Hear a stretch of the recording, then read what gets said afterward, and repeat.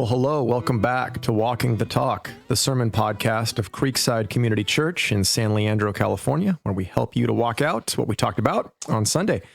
My name is Jeff Bruce, one of the pastors, joined by John Bruce and Max Butler. They are pastors here. Gentlemen, how we doing? Fine. It's been a busy morning. Yeah. Has it? Yes. But nothing extraordinary, just busy. Yeah. I don't know for busy. Is anyone excited about the play-in? You know, the Warriors have a shot to be in the playoffs. Is anyone? Yeah, Who? exactly. See, I kind of felt like their season was already over. I'm not buying it. I know the NBA makes money because it's a few more games. You know, doesn't increase my joy though. I just don't think that a new Warrior team is going to suddenly appear at the play-in tournament. They've been dropping every game. Yeah, I think you're right. They're not very good. No. Where's Curry at? I mean, I haven't even been following. Is he in still, or is he? Well, like we all are, he's day to day. Yeah. Okay. He's day to day. So, and you're battling the allergies here, Dad. Yeah, I am a little bit. A little bit. Yeah. Well, Saul's reign started off very auspicious, kind of like the Warriors season. And now it starts to take a turn. So 1 Samuel 11 and 12, Kyle preached on this a few weeks ago, the danger of our strengths. Beginning in chapter 11, verse 1. Then Nahash the Ammonite went up and besieged Jabesh Gilead, and all the men of Jabesh said to Nahash, "Make a treaty with us, and we will serve you." But Nahash the Ammonite said to them, "On this condition I will make a treaty with you, that I gouge out all your right eyes and thus bring disgrace on all Israel." The elders of Jabesh said to him, "Give us 7 days respite, that we may send messengers through all the territory of Israel. Then, if there is no one to save us, we will give ourselves up to you." When the messengers came to Gibeah of Saul, they reported the matter in the ears of the people, and all the people wept aloud. Now behold, Saul was coming from the field behind the oxen. And Saul said, "What is wrong with the people that they are weeping?" So they told him the news of the men of Jabesh, and the Spirit of God rushed upon Saul when he heard these words, and his anger was greatly kindled. He took a yoke of oxen and cut them in pieces and sent them throughout all the territory of Israel by the hand of the messengers, saying, "Whoever does not come out after Saul and Samuel, so shall it be done to this oxen." Then the dread of the Lord fell upon the people, and they came out as one man. When he mustered them at Bezek, the people of Israel were 300,000, and the men of Judah 30,000. And they said to the messengers who had come, "Thus shall you say to the men of Jabesh Gilead, tomorrow by the time the sun is hot, you shall have salvation." When the messengers came and told the men of Jabesh, they were glad. Therefore the men of Jabesh said, "Tomorrow we will give ourselves up to you, and you may do to us whatever seems good to you." And the next day Saul put the people in 3 companies, and they came into the midst of the camp in the morning watch and struck down the Ammonites until the heat of the day. And those who survived were scattered, so that no 2 of them were left together. Then the people said to Samuel, "Who is it that said, 'Shall Saul reign over us?' Bring the men, that we may put them to death." But Saul said, "Not a man shall be put to death this day, for today the Lord has worked salvation in Israel." Then Samuel said to the people, "Come, let us go to Gilgal, and there renew the kingdom." So all the people went to Gilgal, and there they made Saul king before the Lord in Gilgal. There they sacrificed peace offerings before the Lord, and there Saul and all the men of Israel rejoiced greatly. And Samuel said to all Israel, "Behold, I have obeyed your voice and all that you have said to me, and have made a king over you. And now behold, the king walks before you, and I am old and gray, and behold, my sons are with you. I have walked before you from my youth until this day. Here I am. Testify against me before the Lord and before his anointed. Whose ox have I taken? Or whose donkey have I taken? Or whom have I defrauded? Whom have I oppressed? Or from whose hand have I taken a bribe to blind my eyes with it? Testify against me, and I will restore it to you." They said, "You have not defrauded us or oppressed us or taken anything from any man's hand." And he said to them, "The Lord is witness against you, and his anointed is witness this day, that you have not found anything in my hand." They said, "He is witness." And Samuel said to the people, "The Lord is witness, who appointed Moses and Aaron and brought your fathers up out of the land of Egypt. Now therefore stand still, that I may plead with you before the Lord concerning all the righteous deeds of the Lord that he performed for you and for your fathers, when Jacob went into Egypt and the Egyptians oppressed them. Then your fathers cried out to the Lord, and the Lord sent Moses and Aaron, who brought your fathers out of Egypt and made them dwell in this place. But they forgot the Lord their God, and he sold them into the hand of Sisera, commander of the army of Hazor, and into the army of hand of the Philistines, and into the hand of the king of Moab. And they fought against them, and they cried out to the Lord and said, we have sinned because we have forsaken the Lord and have served the Baals and the Ashtaroth. But now deliver us out of the hand of our enemies, that we may serve you. And the Lord sent Jerubbaal and Barak and Jephthah and Samuel, and delivered you out of the hand of your enemies on every side, and you lived in safety. And when you saw that Nahash, the king of the Ammonites, came against you, you said to me, no, but a king shall reign over us, when the Lord your God was your king. And now behold, the king whom you have chosen, for whom you have asked, behold, the Lord has set a king over you. If you will fear the Lord and serve him and obey his voice and not rebel against the commandment of the Lord, and if both you and the king who reigns over you will follow the Lord your God, it will be well. But if you will not obey the voice of the Lord, but rebel against the commandment of the Lord, then the hand of the Lord will be against you and your king. Now therefore stand still and see this great thing that the Lord will do before your eyes. Is it not wheat harvest today? I will call upon the Lord that he may send thunder and rain. And you shall know and see that your wickedness is great, which you have done in the sight of the Lord, and asking for yourselves a king. So Samuel called upon the Lord, and the Lord sent thunder and rain that day. And all the people greatly feared the Lord and Samuel. And all the people said to Samuel, pray for your servants to the Lord your God, that we may not die. For we have added to all of our sins this evil, to ask ourselves a king. And Samuel said to the people, do not be afraid. You have done all this evil, yet do not turn aside from following the Lord, but serve the Lord with all your heart. And do not turn aside after empty things that cannot profit or deliver, for they are empty. For the Lord will not forsake his people for his great name's sake, because it has pleased the Lord to make you a people for himself. Moreover, as for me, far be it from me that I should sin against the Lord by ceasing to pray for you. And I will instruct you in the good and the right way. Only fear the Lord and serve him faithfully with all your heart, for consider what great things he has done for you. But if you still do wickedly, you shall be swept away, both you and your king. Saul is identified as the king publicly in chapter 10, but it seems that he's first tested and then approved and installed as king in chapter 11. And seems to be going well at first. This guy seems to get the job done. What do you think, Dad? Yeah, I mean, it's purely God that does it. It's the Spirit of the Lord rushes on him. Mm-hmm. He gets mad and calls everybody in a very unique way, threatening them. But, I guess you could say, well, they're fearing the Lord here. And so they're but God's the one who sets it all in motion. Yeah. So it's like, it's almost God sets him up for success here. And gives him a huge army. Mm-hmm. So yeah, his first foray into being the king looks good. Mm-hmm.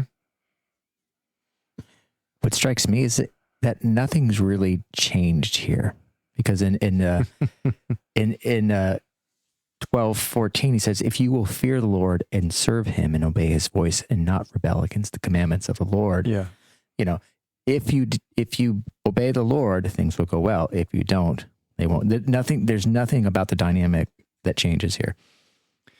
No, it's an interesting thing, because what Saul just did is what God has been using people to do for the last 400 years, which is find a judge to come, raise them up, unite the people temporarily to deliver them from an enemy. And he does the same thing here. And it's interesting. They rejoice and think, oh, well, this is what we want a king to do. And yet God is saying, well, this is just what judges have always done. Yeah. And so to me, it's a great lesson in historical myopia too, to think this is what we really need, but to realize, oh, wait, if you look at the bigger picture here, this is what God has always been doing. And nothing has really changed with this new leader, this new king. What needs to change is us. Yeah. No, I was thinking what Samuel said here in chapter 12. And in verse 14, he says, "If you will fear the Lord and serve him and listen to his voice and not rebel against the command of the Lord, then both you and also the king who reigns over you will follow the Lord your God." And basically, it's the same lesson we've seen in the past. You get the king you deserve. Mm-hmm. You get a king that will reflect your heart, either for God or against God.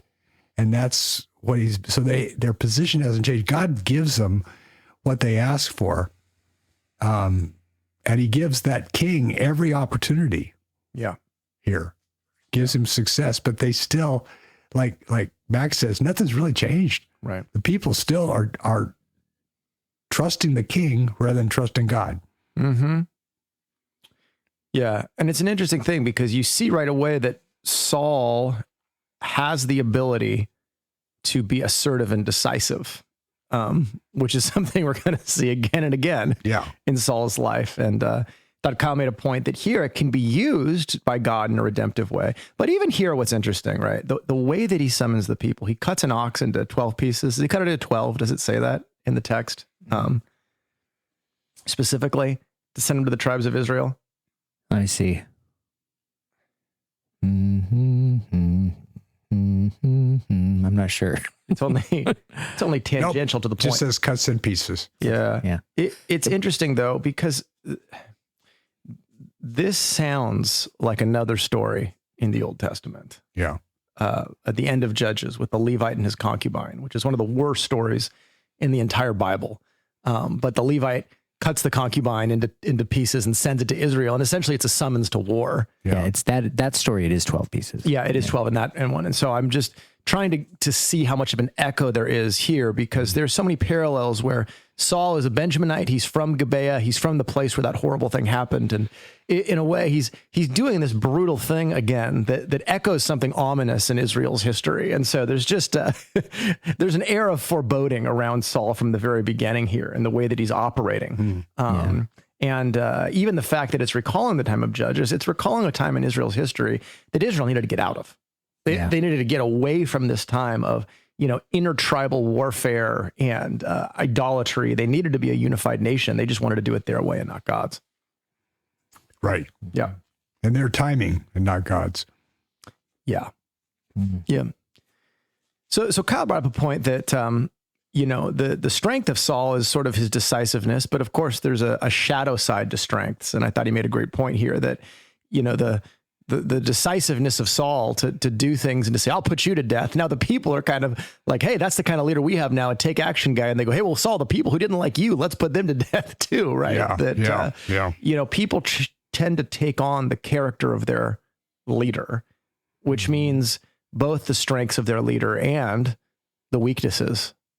Do you guys have any thoughts on that? Well, I think like you said it earlier, it's feeding back and forth because the people want a certain type of king. They get the king they deserve, but then it just echoes again, and it increases the straying away from God. Mm-hmm. The fact that it's kind of an echo chamber. Yeah. Mm-hmm. Of negative things in this case. Yeah. The worst kind of echo chamber. Yeah. But Saul, to his credit, refuses. Yeah. And says, because today the Lord has accomplished deliverance in Israel. Mm-hmm. So he at least verbally gives credit to God for what's happened here. Right. It could only happen with God, especially to have this many troops show up from this essentially divided nation. Mm-hmm. Yeah, to come to the aid of one town. Yeah. So this is clearly the Lord uniting the people is what's behind this. Right. Regardless of the various human means. That God is working through. Yeah. But I thought Kyle, he makes an interesting point that there's a shadow side to every strength. And the strong leader that Saul is, there's a shadow side here too, to who he is, and really that we can trust in strengths rather than trusting in the Lord. So that's a big part of the story of Israel here. Because it's easy to a big, tall, visible, handsome, wealthy military leader. That's a nice idol to trust in. It makes me think about the benefits of having a pluralistic leadership. Mm-hmm. Because the thing is you do have people with certain strengths, and it's good to have, strengths being tempered by another person's, strength. So for instance, in my ministry, in my life, I'm a very creative, I can start a lot of things. I speak quickly. I have a lot of quick thoughts. And, it was really helpful to have Rachel, who was more thoughtful, more sensitive, to offset some of my explosive thinking. you know, and also I was tended to be pushing forward on things, and she was helpful in just helping me be more thoughtful towards increasing my sensitivity towards people in the congregation. So, you know, choosing songs, just thinking about stuff, just thinking about what's good for other people. So that, anyway, plurality in leadership, I think, is really it's something to, you know, strive for. Yeah. Yeah. Do you think you know I mean, you know your strengths, but do you think your strengths have a shadow side or something that, you know, because I'm strong in this area, there's a corresponding weakness in another area?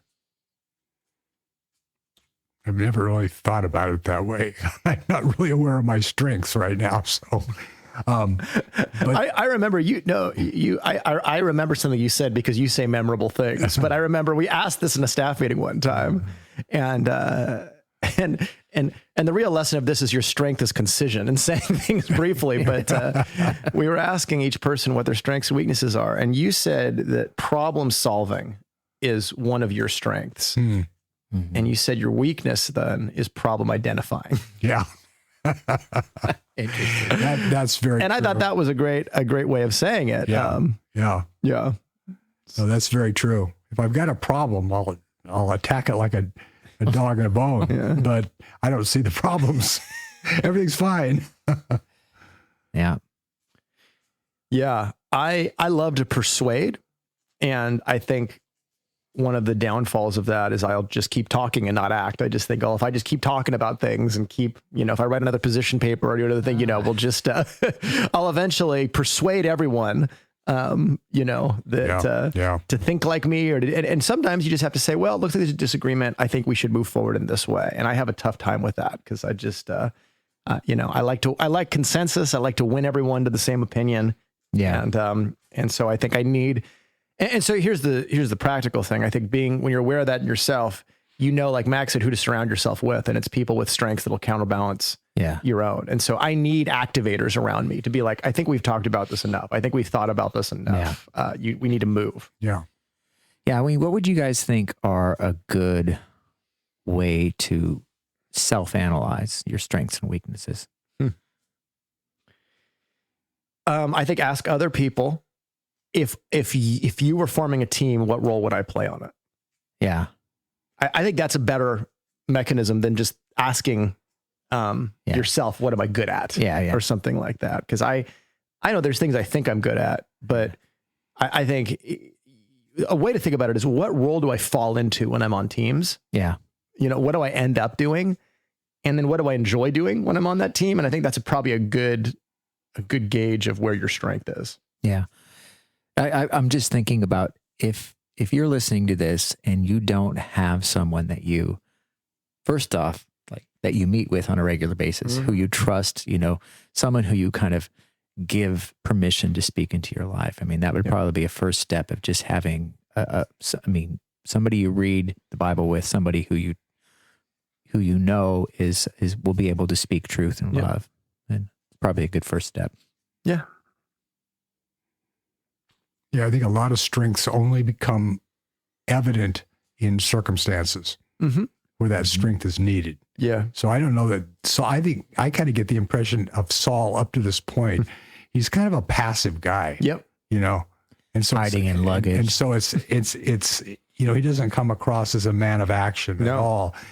But when this situation comes up and the Spirit of the God really comes upon him and pushes him on, that's when this strength becomes evident. Yes. And so I think for a lot of us, until we're in a situation where that strength is needed or that skill is needed, we may not even be aware of it ourselves. That's a great point. It's circumstances that reveal it. After it's revealed, you have to start looking at, well, thank you, God, for giving me this strength. But how do I leave things in a worse position as a result of my strength? Because then you begin to see the weakness side of it and where you need other help from people and stuff. So like you're saying about, we can analyze a situation and come up with many good reasons that we should do something, but having the reason to do something and having the faith to go do it are two different things. Yeah. And so it's a lot easier to keep debating things and never making a decision on it. Well, and I think too, the Spirit of God enables Saul to do this. Yes. And so I think this is why it's important to be involved in ministry. You won't know how the Spirit of God is using you until you're involved in ministry. And it could be that there's an area where you had no idea that you had a strength or that God could use you in this way. But it's very evident that this isn't just nature. This is supernature. This is a way God is using you in this situation, right? And that doesn't become evident until you need it to. Yeah. And you're in that ministry context. And I just think there's so many people who were very quiet, very introverted, and it turns out they're amazing, gifted communicators and teachers. And they would have never known that unless they had taken the step of faith or had been asked to do something. And it turns out that the thing that doesn't feel natural to them is actually a thing God uses powerfully. Yeah. Yeah. Or works in them powerfully. So yeah, it's always required faith. Yep. You got to step out on faith. Yeah. See what happens. Yeah. I like that part of our discipleship model is always at the end of the time you get together is what's your next step of faith? Yeah. What's that going to look like? Mm-hmm. It's a good question to ask, but I also, take it a plug that again, if you're in our community here at Creekside and you want to find out what you might have, what type of strengths you might have, step into a ministry. Yeah. Might be greeting. It might be AV. It might be baking team. It might be just any amount of serving, secure, safety team. Yeah. Yeah. And those things might feel small, some of them, but they're hugely significant. And it's like, you have to take a step to take the next step. Yeah. And this is a good first step to kind of learn, how do I operate? How does God use me? So yeah, it's good. Cool. Well, Saul had a pretty good start here. And it goes downhill pretty quick. So chapter 13, we begin to see the dark side of Saul's character a lot more clearly. Saul lived for 1 year and then became king. And when he had reigned for 2 years over Israel, Saul chose 3,000 men of Israel. 2,000 were with Saul in Michmash in the hill country of Bethel, and 1,000 were with Jonathan in Gibeah of Benjamin. The rest of the people he sent home, every man to his tent. Jonathan defeated the garrison of the Philistines that was at Geba, and the Philistines heard of it. And Saul blew the trumpet throughout all the land, saying, "Let the Hebrews hear." And all Israel heard said that Saul had defeated the garrison of the Philistines, and also that Israel had become a stench to the Philistines. And the people were called out to join Saul at Gilgal. And the Philistines mustered to fight with Israel 30,000 chariots and 6,000 horsemen and troops like the sand on the seashore in multitude. They came up and encamped in Michmash to the east of Bethaven. When the men of Israel saw that they were in trouble, for the people were hard pressed, the people hid themselves in caves and in holes and in rocks and in tombs and in cisterns. And some Hebrews crossed the fords of the Jordan to the land of Gad and Gilead. Saul was still at Gilgal, and all the people followed him trembling. He waited 7 days, the time appointed by Samuel. But Samuel did not come to Gilgal, and the people were scattering from him. So Saul said, "Bring the burnt offering here to me and the peace offerings." And he offered the burnt offering. As soon as he had finished offering the burnt offering, behold, Samuel came. And Saul went out to meet him and greet him. Samuel said, "What have you done?" And Saul said, "When I saw that the people were scattering from me, and that you did not come within the days appointed, and that the Philistines had mustered at Michmash, I said, now the Philistines will come down against me at Gilgal, and I have not sought the favor of the Lord. So I forced myself and offered the burnt offering." And Samuel said to Saul, "You have done foolishly. You have not kept the command of the Lord your God, with which the Lord commanded you. For then the Lord would have established your kingdom over Israel forever. But now your kingdom shall not continue. The Lord has sought out a man after his own heart, and the Lord has commanded him to be prince over his people, because you have not kept what the Lord commanded you." And Samuel arose and went up from Gilgal. The rest of the people went up after Saul to meet the army. They went up from Gilgal to Gibeah of Benjamin. And Saul numbered the people who were present with him, about 600 men. And Saul and Jonathan his son and the people who were present with him stayed in Geba of Benjamin. But the Philistines encamped in Michmash. And the raiders came out of the camp of the Philistines in 3 companies. One company turned toward Ophrah to the land of Shual. Another company turned toward Beth-horon, and another company turned toward the border that looks down on the valley of Zeboim toward the wilderness. Now there was no blacksmith to be found through all the land of Israel, for the Philistines said, lest the Hebrews make themselves swords or spears. But every one of the Israelites went down to the Philistines to sharpen his plowshare, his mattock, his axe, or his sickle. And the charge was 2/3 of a shekel for the plowshares and for the mattocks, and 1/3 of a shekel for sharpening the axes and for setting the goads. So on the day of the battle, there was neither sword nor spear found in the hand of any of the people with Saul and Jonathan, but Saul and Jonathan his son had them. And the garrison of the Philistines went out to the pass of Michmash.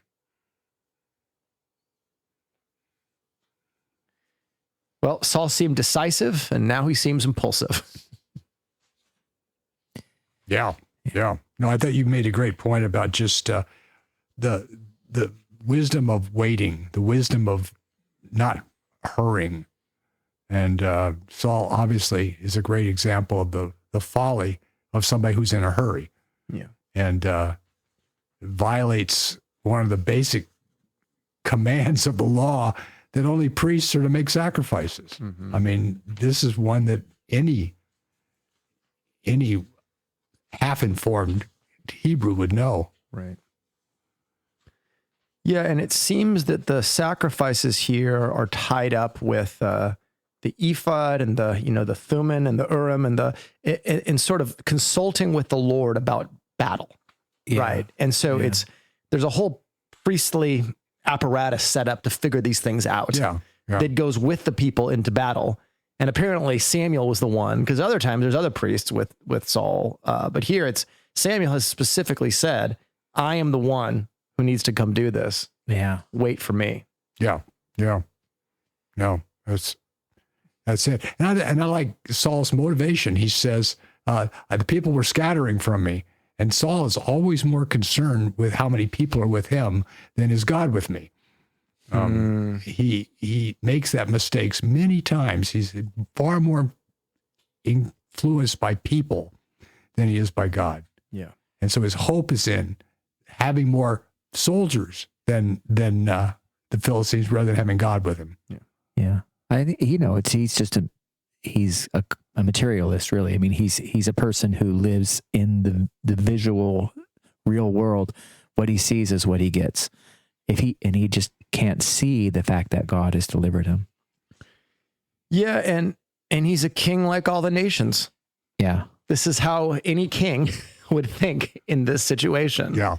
In terms of what they would do. Yeah. And it's exactly what Israel asked for. And that's why God says it's never going to work. Yeah. And so that's why I'm looking for a king after my own heart. People, you've had your shot at this. Now I'm going to have my choice. Yeah. Yeah, it strikes me too, just when reading these two passages back to back, that it's just a direct contradiction, or it's a fulfillment of what Samuel said. If you will fear the Lord and serve him and obey his voice. And then he goes and he reverses it completely, he says. Yeah. And I don't think this command was new to Saul, because Samuel gives a very similar command in chapter 10 after his private anointing of, here are the instructions, here's what you're going to do, here's what and Saul was very dependent on Samuel for spiritual guidance. Yeah. And that becomes very clear in chapters 9 and 10, where he says, I'm going to anoint you. Here's what you do. Now I'm going to make you king. I'm going to write down the duties and rights of kingship. This is the playbook. Here's, and so it's very much God gives marching orders through Samuel for Saul, because this is not a normal kingdom that God is establishing. Yeah. Yeah. That was prior to Saul seeing any success. Yeah. Once he saw some success, he became full of Saul. Yeah. Yeah. Yeah. But I think it's important. I mean, the sympathetic reading here is, look, Samuel delayed, did he even make it on time? It's not clear. Maybe at the end of the 7th day, beginning of the 8th, it's somewhere in there. The people are scattering. This is the biggest Philistine force we've ever seen. Jonathan, my son, just decides to go and attack before I can assemble the people. What am I supposed to do? And so I think the narrator is trying to not give a sympathetic reading of Saul, but it's a very humanizing reading, because I think we can all think of situations where we were panicked and you do something rash because you feel panicked. Yeah. That's good, because we have to be more charitable, because we're always in that, I've made those kind of panic decisions. Yeah. Yeah. Have you ever been in war and had to wait 7 days for something to happen? That's a hard time to wait. Yeah. And yet this is God's king. It was critical for him to play this role. Yeah. Well, what strikes me, at least in my own life, if I'm not spending time listening to the Lord, seeking him, really praying, then I will make these types of decisions. Mm-hmm. Yeah. Yeah. Well, you have any other thoughts on just sort of the spiritual danger of hurry? Because that's a lot of what I've been thinking about this week. is why hurry is so. It's not just foolish. There's a real spiritual danger here. Yeah. Yeah. Well, for one thing, we're not always aware of God's will. And sometimes we have to talk to him and ask him, give me wisdom here. I don't know what the right thing to do is. And when I hurry, I can't do that. I can't wait on the Lord. Yeah. I just jump in, and I'm usually reacting to emotions or circumstances rather than to something the Lord wants me to do. And so, like you give the illustration of driving, taking the kids to school. That's a very, very common one. I always feel like I'm late. Yeah. I never want to be late. And it's self-will. It's wanting my plan because I imagine all the things that are going to go wrong if I don't get there in time. Yeah. And it doesn't matter where I'm going or when I have to be there. I've got to be there on time. It's just it's a bad habit that I have, and it makes me hurry all the time. Yeah. Yeah. Yeah. I like to think of it from a long-term perspective too, is how many things, there's, if you're a quadrant of your life, right? Didn't Stephen Covey do this in one of his books? But it's sort of like there's the urgent and unimportant. There's the urgent and important. There's the important but not urgent, and then there's the urgent and important. Right. Right. And that's sort of what all of life can kind of fall into. And I would say that by and large, things that feel very urgent don't fall in the urgent and important category. Right. Yeah. And so there is often a difference between what's most important for me to do and what feels most urgent. Right. And also the quadrant you want to be in for most of your life is in the important but not urgent. Yes. Because if you're in the urgent and important, you've put something off and you have not prepared. So now you're having to fight to prepare for it. You're not going to do a very good job. Yeah. I mean, there are rare occasions, right? I have this one chance to talk to this person. Yeah.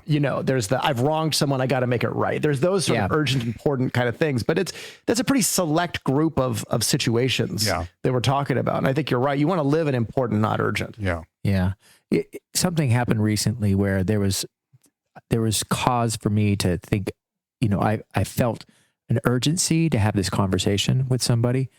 And I actually waited on it. There's a couple of times I just paused, prayed, just continued in prayer. And the great thing is there was a resolution to that conflict that and because it was the type of thing, had I stepped into it, it would have made it worse. I'm pretty sure. Yeah. And God was, I just went to prayer on it, and God made it so that it was much, it was the desired result, Yeah. When it's God, it's not clear to me what my next step is here. Yeah. And I'm not getting clear direction from your word. That's a great time to just say, okay, I'm going to keep praying on this until this becomes clear rather than rush in. Well, I could say for certain that my impulse to act was definitely emotional, and it was self-motivated. Yeah. Yeah. And I think that's actually speech is the great example of why to wait, because your lizard brain is going to take over immediately when it's a hard conversation. Yeah. And say, stop, let the emotions cool for a second, and then think, what am I actually mad about here? Yeah. What's the validity of it? And then what would it look like to have a productive conversation about this? What's the one thing that I think I should say in this? And if you do that, I mean, 95% of conflict just dissipates, right? Because if each party is doing that, because you really learn to speak in a way that's it's going to be fruitful. Yeah. Yeah. Okay, just put that on the internet and just have everyone who's and so that's actually a great discipline is saying that there's a whole technological ecosystem that's primed us to respond to the things that trigger the bottom of the lizard brain. Yeah. And that those are the things that we should be reacting to and talking about. And it's just a spin cycle. You never get anywhere with people talking about that kind of stuff. Yeah, it's really the difference between being reactive and proactive. Mm-hmm. And because when you're reactive, you are controlled. Yes. You're being controlled by something or someone else. You're reacting to them. But when you're proactive, you are in control. Yep. You're responding to plan and values and what you think is to be right. Yes. And so hurry is always reactive. Mm-hmm. Or mostly reactive. And so I need to get my marching orders. I need to find out what God wants me to do. I need to know what I'm doing here before I can take action. Yeah. Well, it makes me think of athletes. They are able to do things quickly, but they're trained in being able to slow things down. You know, reaction times are they're trained. They've trained their bodies to be able to do stuff. But I don't think that we are that way in our conversation. I think we just, you know, we don't have the and ultimately the discipline is to. Well, John Wooden said, be quick, but don't hurry. And and the reason they could do that was because they practiced that over and over and over again in practice. So if you look at those old films of his games, he's the coach who never stands up. Yeah. He's always sitting there. He's not yelling at I just noticed this because we just finished the NC2As. Yeah. Every coach is yelling at his players the whole game, as if they can hear him. Right. They don't hear him. They're going to do what they've been trained to do. Yeah. And I love that about Wooden. He realized if you don't practice it regularly, it's not going to happen in the game. So I've done all my work I can.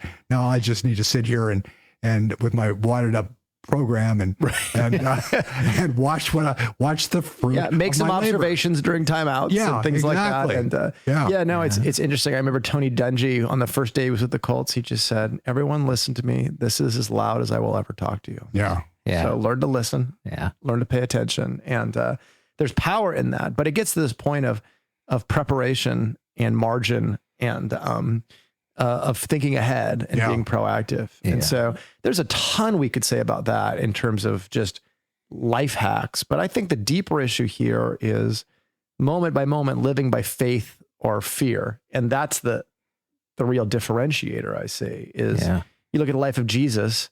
I would say he almost always met people's needs who came to him. He rarely met their expectations. Well said. And that's the thought that's been rumbling around in my mind, that he would serve anyone. He would love anyone. Yeah. He was not cowed by anyone's expectations or pressures because he was only responsive to the Father ultimately and what the Father had to give him. Yeah, that's really interesting. It's because expectations were all of these. I remember our children would their expectations of things would be their biggest enemy of their experience of the moment, you know? Right. And so, I've always tried to help temper their expectations. But at the same time, that's just the way you said that is really. Yeah. Well, and that's another place where hurry is the enemy, is that hurry is a reaction to what might happen in the very near future. It's not an awareness of what's happening in the present. So it's very hard to be aware of what God might be doing in any given moment if you're feeling hurried. Yeah. So how do you guys slow down? Exercise. Yeah. I think actually having a routine, having things I do physically, they take that's where I expend kind of my anxious energy or there's a certain amount of push that you push your body. Like even just like, I just remember you talking about like why, when we swim, why we sprint, it's like we need to know what it feels like when we are pressured, and we practice at high levels, or we try to push our bodies we stress our bodies that way. And then I think that something about the physical exhaustion or pushing myself helps me relax. Yep. Helps me take other things slower. Yep. I think for me, it's not responding to fear, because that's Saul's problem here. He's afraid. He sees growing army against him, dwindling army with him. I've got to act. I've got to do something to stop this. Mm-hmm. And anytime you respond in fear, it's the wrong response because you're not responding in faith. You're responding. So if I'm tempted to respond in fear, I have to ask, well, what am I afraid of? And how does this compare with what I know about God? Yeah. Yeah. Yep. What does God want me to do here? How does he want me to trust? Mm-hmm. And that's a great one, because I think often where we feel fear is when people come to us with strong expectations. Yeah. Yeah. They're angry about something. They're anxious about something. And realizing, like, I'm trusting God so I can be engaged with them, but I don't have to take on the emotion that they're bringing to me. Yeah. Yeah. Right? Like they might be angry. I don't need to be. Yeah. They might be anxious. I don't need to be. And that's very important, because you can be engaged and listening, but you don't necessarily need to enter into their emotional state. And this is very counter to, I think, what a lot of, if you take empathy too far, it's kind of like the most important thing is to emotionally mirror with people all the time and enter into that, but don't enter into people's anxiety. Yeah. Like, don't enter into I don't know. Is their anger righteous? I don't know. You can't, you have to be differentiated enough with them to be responsive to God in the situation. Because if you just absorb their emotional state, then you're kind of beholden to it. Yeah. Oh gosh, they're so mad. I got to say something to appease them, or maybe you do. It's the classic example would be like someone comes to you who's in a conflict with someone else, and they're just furious at this other person because of the conflict. And they're going to make that person look like the worst person you've ever heard of in your entire life. Yeah. And your emotional response is to empathize and to enter in. And you've got to be wise enough to go, there's only one person here. Yeah. Where's the other? What they say could be valid, but there's always another perspective here. And my job is not to be their cheerleader right now in this. My job is to be a wise counselor, which means I have to differentiate myself emotionally. Yeah. Mary and Martha came to mind. It's like Mary comes up and she says, "Do you not care that my sister has left me to serve alone?" And it's like she's trying to get Jesus on her team. Yeah. And to feel her anxiety. And he says, "Martha, Martha, you are anxious and troubled about many things. Yeah. But one thing is necessary. Yeah. And Mary has chosen the good portion, which will not be taken away from her." So, yeah. And so what's beautiful, what I love about that, Jesus is not dismissive of Martha. Yeah. Martha is a term of endearment. Yeah. Right. This is someone who loves Martha deeply. But it's also, Jesus is saying, you're anxious and troubled. I'm not. Yeah. Yeah. What are your priorities right now, Martha? Right. And so I just think that's such a great example of how to engage with people in a graceful way. And yet you are unhurried internally. Yeah. Thoughts, Dad? Well, I just, I'm reading a book on coaching, coaching salespeople. Yeah. And the guy makes the point that it's managers' responsiveness that keeps their people from doing anything. Because they focus so much on being quick to respond, quick to give an answer, quick to solve a problem, and pretty soon I don't have to solve the problems here. He'll do it. Yeah. I don't have to give an answer. He'll do it. And so you basically train people to be dependent on you, and you never solve any problems. Well, his whole thing is you don't talk much. You just ask him, well, what have you tried? Well, what else could you try? And just basically, and hold them. You want to improve them, help them to improve their performance. So they're solving these problems. Yeah. They're dealing with these problems. But if you getting caught up in the emotion, right, and they're thinking you're never going to do that, you've got to, like you say, keep a healthy distance from the situation. Yep. And be able to give them an objective form of coaching, our instruction, yep, and help them to come up with a solution and what they need to do. So the parallels there was, yeah, it struck me. It's the Phil Jackson philosophy of not calling a timeout. Yeah. Right when your team is struggling, and he would just sit there and be like, "Yeah, they're going on a run. Yeah. Enjoy the pain. Figure out how to stop them." Because they're going to have, that forces them to communicate. It's like, okay, if you guys are exhausted, I'll call a timeout. But it's it's kind of letting them feel the friction of the moment. Yes. And have to make the in-game adjustments. Yes. Rather than trying to just stop everything and fix it. Yeah. Coach will fix it. Yep. Yeah. That it's a little too close to home on that one. So, I don't. No, I mean I've made that mistake through a large part of my ministry, and I'm just getting to the point where I'm actually able to just let go of things. Let the balls drop, let the people suffer the just the awkward moments For their good. For their good. Yeah. Let them drop the ball and pick it back up. Yeah. Yeah. And the cool thing is, as you have grown in that, our team has grown. Yeah. The number of people and problem solvers and effective managers has grown. Yeah. And it's kind of an amazing thing as leaders. One of our biggest jobs is to get out of the way. Yeah. Yeah. Well, the thing is I realize though, the reason I'm doing it all the time or trying to solve the problems is it's fear of me looking bad. Mm-hmm.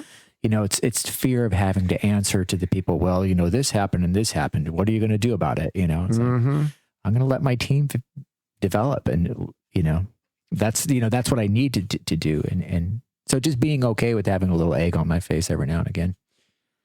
Yeah. And realizing that's, it's hard. It's hard for your ministry because everything that happens, everyone is watching. Yeah. You know what I mean? And so, it's a big piece of egg.